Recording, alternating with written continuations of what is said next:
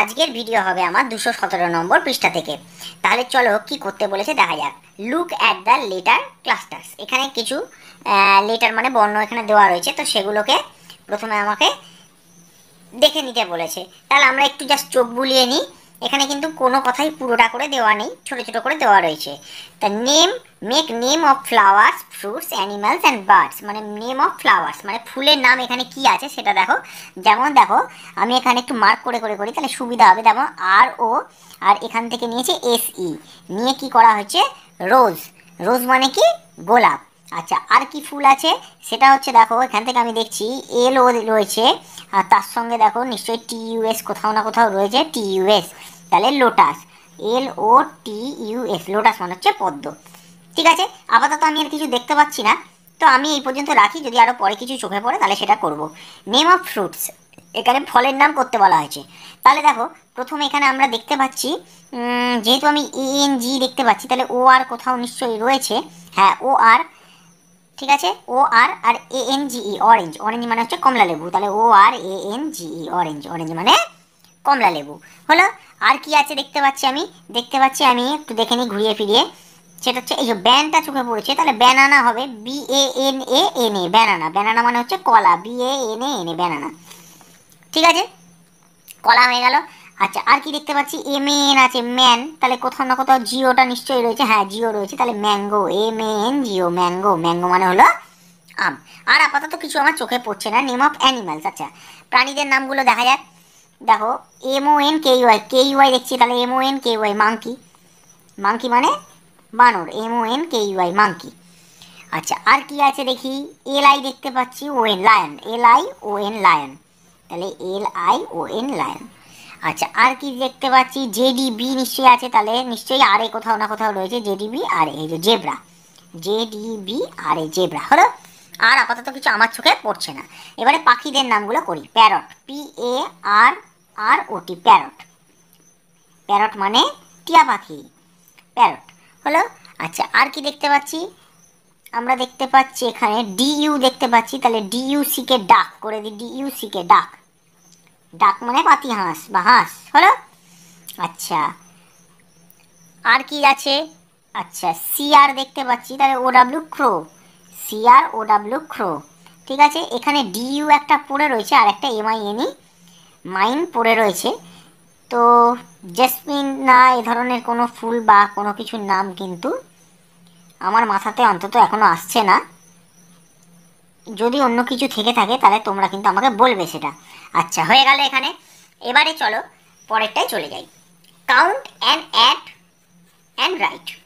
গুনতে বলেছে আর যোগ করতে বলেছে আর লিখতে বলেছে। কি বলেছে, নাম্বার অফ ফ্লাওয়ার্স, তাহলে কটা ফুল আমরা পেয়েছি এখানে, দুটো, রোজ আর লোটাস, তাহলে দুটো, তাহলে টু। নাম্বার অফ ফ্রুটস, তাহলে কটা ফল পেয়েছি, এক দুই তিন, তিনটে, থ্রি, তাহলে টু আর থ্রি যোগ করলে কত হয়, পাঁচ, তাহলে টোটাল নাম্বার ফাইভ হলো। একইভাবে নাম্বার অফ অ্যানিমালস, অ্যানিমাল কটা, এক দুই তিনটে পেয়েছি, থ্রি।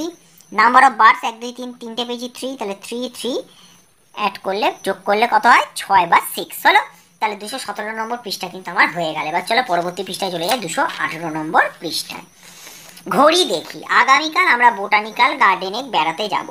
ঘুম থেকে সকাল সকাল উঠতে হবে। ঘুম থেকে উঠে ঘড়িতে দেখছি ছোট কাঁটা 6-এর ঘরে, বড় কাঁটা ড্যাশের ঘরে। এখন কটা বাজে, বড় কাঁটা দেখো, ছোট কাঁটাটা 6-এর ঘরে আর বড় কাঁটা কতর ঘরে, তাহলে 12-র ঘরে। তাহলে বাংলায় লিখবো আমি 1 10 2 12-র ঘরে। তাহলে এখন কটা বাজে, এখন সকাল 6টা বাজে। ছোট কাঁটাটা হচ্ছে ঘন্টার কাঁটা, বড় কাঁটাটা হচ্ছে মিনিটের কাঁটা। তাহলে এখন সকাল 6টা বাজে। ঘড়িতে ছোট কাঁটা ঘন্টা, বড় কাঁটা মিনিট নির্দেশ করে। তাহলে এটা আমরা জানলাম কোনটা ঘন্টার কাঁটা, ছোটটা ঘন্টার কাঁটা আর বড় কাঁটাটা হচ্ছে মিনিটের কাঁটা।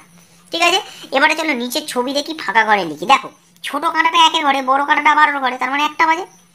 একইভাবে দেখো বড় কাঁটা সবসময় দেখো 12-র ঘরেই দেওয়া আছে, তোমাদের যেগুলো শেখানো হয়েছে তাতে দেখো বড় কাঁটাটা সবসময় দেখো 12-র ঘরে। তাহলে ছোট কাঁটা যে ঘরে ঠিক ততটা বাজে। তাহলে এখানে 10-এর ঘরে আছে, তাহলে কটা বাজে, 10টা। এখানে আছে 7-এর ঘরে ছোট কাঁটা, তাহলে কটা বাজে, 7টা। এখানে 9-এর ঘরে আছে মানে 9টা। এখানে 3-এর ঘরে আছে মানে 3টে হলো। দুটো কাঁটাই 12-র ঘরে থাকে, তখন সময় কটা বাজবে, 12টাই বাজবে। ছোট কাঁটা যদি 12-র ঘরে থাকে তাহলে ছোট কাঁটা দেখি আমরা বলতে পারবো 12।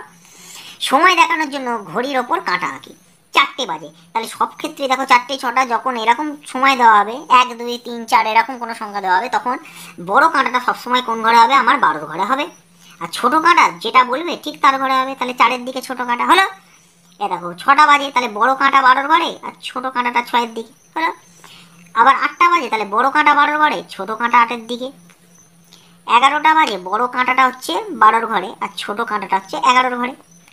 2টো বাজে, বড় কাঁটা 12 ঘরে, ছোট কাঁটা 2-এর ঘরে হলো। তাহলে এই পৃষ্ঠাটাও হয়ে গেল, আমার 218 নম্বর পৃষ্ঠা হয়ে গেল। এবারে চলো আমরা চলে যাই 219 নম্বর পৃষ্ঠায়। সহজ পাঠে দ্বিতীয় ভাগে পাখি নিয়ে নানান বাক্য এবং পংক্তি পড়ি। তাহলে পাখি সম্বন্ধে আমাদের পড়তে বলেছে। দেখো, ফলসা বনে গাছে গাছে ফল ধরে মেঘ ঘুনিয়ে আছে, ওইখানেতে ময়ূর এসে নাচ দেখিয়ে যাবে। শালিকেরা সব মিছি মিছি লাগিয়ে দেবে কিচিমিচি, রোদ্দুর যেই আসে পড়ে পূবের মুখে, কোথাও রে দলে দলে ডাক দিয়ে কাকগুলো। 3টে শালিক ঝগড়া করে রান্নাঘরের চালে, যেতে যেতে নদীর তীরে ব্যঙ্গ মার ব্যঙ্গ মিরে, পথ শুধিয়ে নিতে মামি গাছের তলায় বসে। তাহলে এখানে যে আমরা লাইনগুলো পংক্তিগুলো পড়লাম, সেগুলো সবই কিন্তু পাখিকে কেন্দ্র করেই কিন্তু লেখা রয়েছে। তাহলে এবার আমাদের কাজটা কী হবে? বলছে সহজ পাঠের দ্বিতীয় ভাগ থেকে পাখির কথা রয়েছে এমন আরও বাক্য বা পংক্তি খুঁজে নিয়ে লিখতে বলা হয়েছে। তাহলে বাক্য বা পংক্তি খুঁজে নিয়ে সহজ পাঠে রয়েছে সেরকম আমি 2টো বাক্য লিখছি। দেখো, আমি এই 2টো খুঁজে বার করেছি, তোমরা যদি আরও কিছু খুঁজে পাও তাহলে অবশ্যই কিন্তু সেগুলোকে লিখবে। অসত্য গাছে পেঁচার ডাক। দেখো, এটা পেঁচা সম্বন্ধীয়, পেঁচা একটা পাখি, তাহলে এটা পাখি সম্বন্ধীয় একটা বাক্য হলো। আর একটা দেখো, সেই গাছে যত রাজ্যের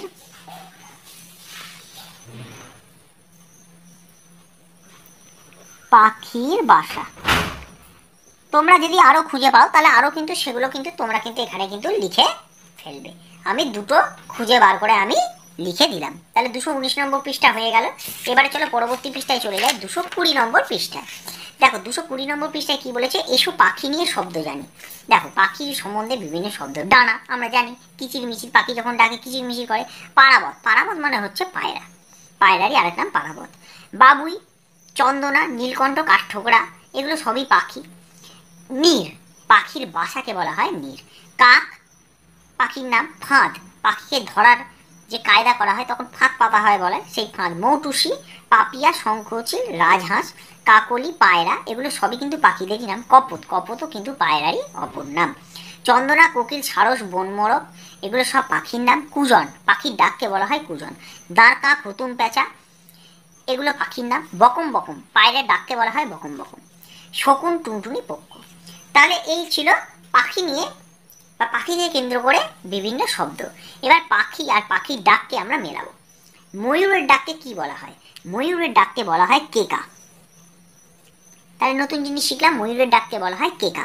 পায়রার ডাক হলো বকম বকম। আমি একটু আগে যখন বললাম তখনই বলেছিলাম বকম বকমটা হলো এখানে ছিল বকম বকম, সেটা পায়রার ডাক। পায়রার ডাককে বলা হয় বকম বকম।